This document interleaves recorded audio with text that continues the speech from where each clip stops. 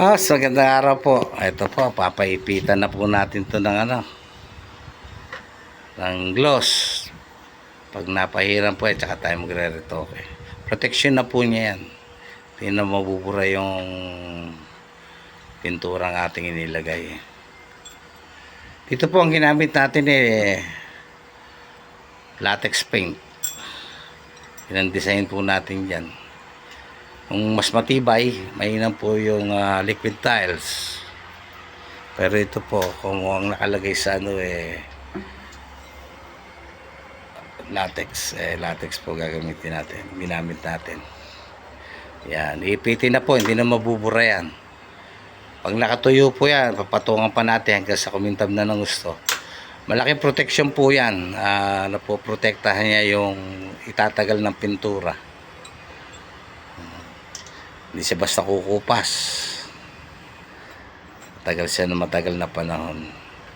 Yung mga design na yan, kadalasan yung makikita sa mga simbahan, sa mga altar. Yan. Yan po kabusisi yan. Pero maganda pag nangyari. Yan, kumikintab na. Malagyan man na ibang pintura, madali siyang tanggalin.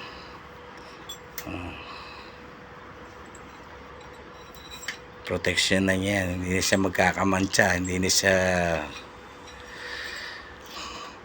pag napatakan ng ibang pintura madaling pahiran dahil hindi naman sa kalat na yung kulay nun dyan, hindi nahahawa dahil napoprotektahan na nung pinapahid natin clear gloss.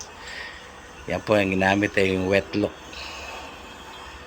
ginagamit po sa stone cladding, solvent base.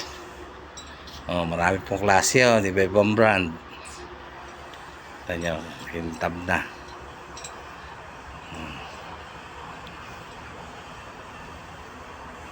Parang umihimas ng yung ating pintor. Follow for more.